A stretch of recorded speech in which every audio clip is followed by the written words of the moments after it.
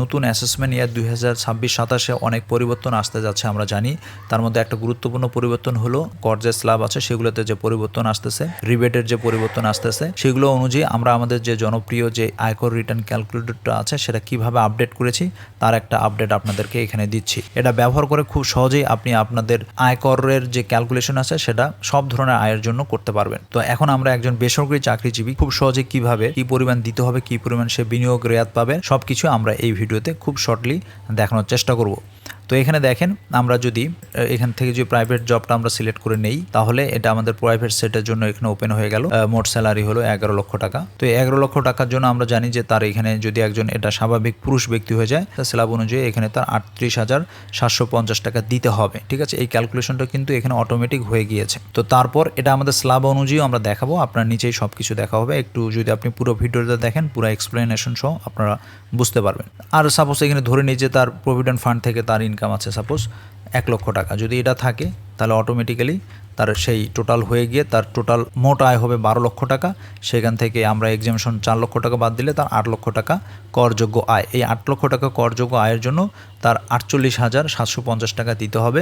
কর রেয়াত এখানে সে যেহেতু প্রভিডেন্ট ফান্ড আমরা জানি আছে, সে করছে, এখানে সে কর রেয়াত পেয়ে গেল হলো 20,000 টাকা। ঠিক আছে, আমরা যদি একটু নিচে আসি, এখানে অন্যান্য আয়ের উৎসের জন্য এখানে সব অপশনগুলো আছে।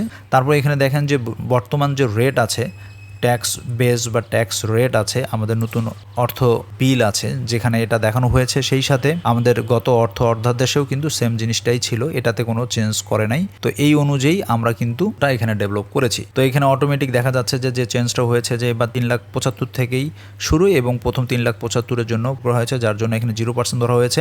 এর পরের স্ল্যাবই দেখা যাচ্ছে যে ডিরেক্ট 10% এখানে চলে আসছে। তো এই হিসেবেই কিন্তু এখানে নতুন নিয়মে এখানে তার ক্যালকুলেশন হয়ে 48,750 টাকা। এখানে অন্যান্য যে স্ল্যাবগুলো আছে আমরা জানি, ফিমেল, থার্ড জেন্ডার, জুলাই যোদ্ধা বা ফ্রিডম ফাইটার যারা আছে, তারপর male with the disabled child, all options আমরা এখানে অ্যাড করেছি।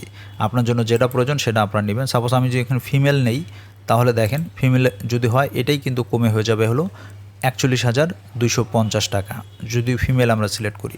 আমরা যদি আবার সিলেক্ট করি যে না, এখানে আমাদের জুলাই যোদ্ধা যারা হবে তাদেরকে যদি সিলেক্ট করি, তাহলে এটা কিন্তু 27,500 টাকা। রিবেটের হিসাবে আমরা যেটা পরিবর্তন দেখতে পেলাম সেটা হলো, যদি আসি দেখি, এখানে যেহেতু আমাদের প্রভিডেন্ট ফান্ড থেকে 2 লক্ষ টাকার একটা বিনিয়োগ ছিল, ক্যালকুলেশনে এখানে আমরা দেখতে পেয়েছি যে চেঞ্জটা আসছে, সেটা হলো যে আগে এটা 15% ছিল ইনভেস্টমেন্টের উপর, এখন 10% করা হয়েছে। তার মানে আপনাকে আগের সমপরিমাণে যদি আপনি রিবেট পেতে চান, আপনাকে এখন বেশি বিনিয়োগ করতে হবে।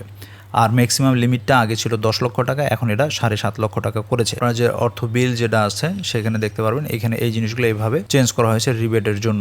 রিবেট তাকে দিতে হচ্ছে হলো 28,750 টাকা। ঠিক আছে, এখানে দেখা যাচ্ছে যে তার ট্যাক্সেবল ইনকামের উপর সে 24,000 টাকা পর্যন্ত পেত, বাট এই যে ইনভেস্টমেন্টটা তার কম করাতে, আগের হিসাবের চেয়ে কম করাতে তাকে কিন্তু আরও ইনভেস্টমেন্ট যদি করতো সে আরও বেশি পেত। তাহলে সাপোজ যদি সে অন্য কোনো খাতে আরও ইনভেস্ট করতে যায়, এখানে তো অনেক ইনভেস্টমেন্টের খাত আছে, এইখানে লিঙ্কগুলো আছে, যেটা প্রয়োজন সেই পেজে যে আপনারা এই যদি, যেমন এটা ফিনান্সিয়াল অ্যাসেটে আছে, এটাও ফিনান্সিয়াল অ্যাসেট থেকে আছে, এটা ফিনান্সিয়াল অ্যাসেট থেকে আছে, এই পেজগুলোর এখানে আছে। এখানে থেকে যদি আপনি ইনপুট দিয়ে দেন, আপনার অটোমেটিক ক্যালকুলেশন হয়ে যাবে। এখানে দেখাচ্ছি যে সে শেয়ার বাজারে সাপোজ কিছু ইনভেস্ট করেছে, তাহলে আমাকে 40,000 টাকা শেয়ার বাজারে যদি আমি এখানে ইনভেস্ট করি, তাহলে আমার আরও 4,000 টাকা কিন্তু বেড়ে যাবে। আমি এখানে আসি, দেখেন এটা আমার 24,000 হয়ে গেছে। এখন আরেকটা চেঞ্জ আমরা জানি যে ট্যাক্স পেয়ারদের একটা চেঞ্জ আসছে, ট্যাক্স পেয়ারদের ক্যাটাগরি অনুযায়ী। আগে যেমন রিজনাল ছিল, অঞ্চল ভিত্তিক ছিল, এখন আর অঞ্চল ভিত্তিকটা নাই।